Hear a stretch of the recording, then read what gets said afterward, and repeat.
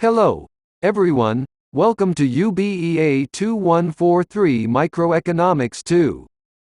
Today, I would like to talk about monopoly. No, I didn't mean this monopoly. The monopoly that I mean is a form of market power where there is an only seller in the market so that consumers can only buy products from that seller. This market power gives the producer to produce when his marginal revenue equals to marginal cost, not marginal cost equals to demand. The market can be formed due to the barriers of entry such as structural barriers to entry, legal barriers to entry and strategic barriers to entry. Structural barriers to entry, or natural monopoly, is a type of monopoly exists when producing at a large scale is more efficient than in small-scale production. Natural monopoly mostly take place in utility industry such as TNB in Malaysia.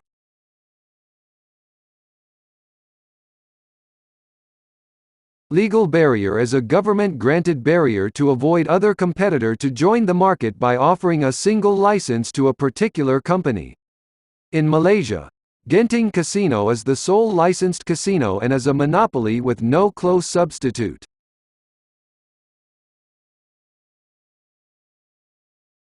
Strategic barrier to entry is a firm will start a price war with the new competitor when there is a new competitor wants to enter the market.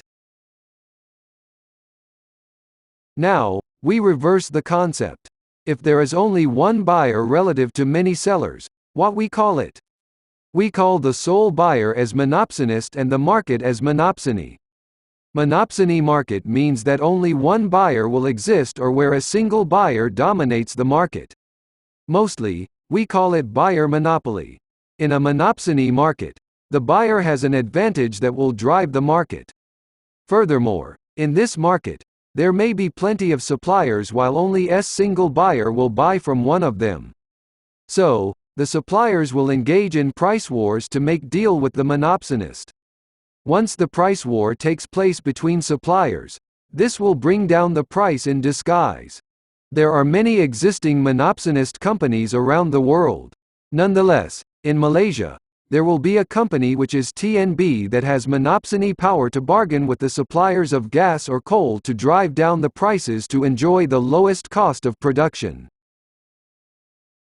Actually, monopsony not only happen in the purchase of raw materials. Monopsony can also occurs in labor market, especially the occupation in specialized field, like nurse. For example, if a nurse lives in a rural area where there is only one hospital in the area. Due to the geographical restriction, the hospital in rural area can gives wages to nurses below than wages will be paid in city because nurse cannot find related job in that area. Not only nurse, sometimes school teachers might face the monopsony of labor market. Now we assume there is a firm called Exotech that produce a high-tech product, smart shoes.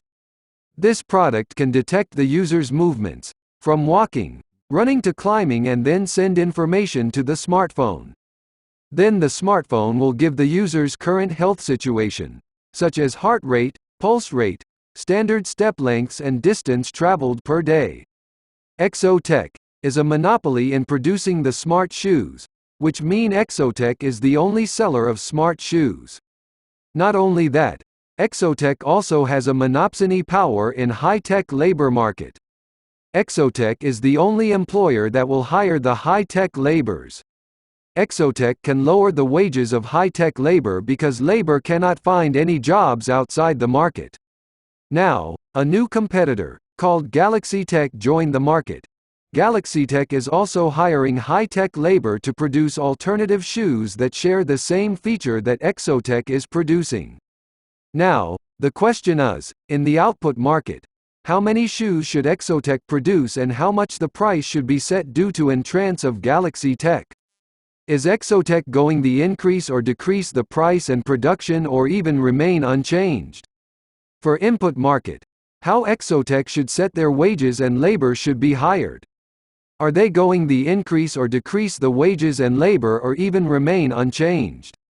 If Exotech really reacts to the change of market by modifying the product price and labor's wages, what will Galaxy Tech do? These questions I leave it all to you. Thank you for your listening. Have a nice day and stay home, stay safe.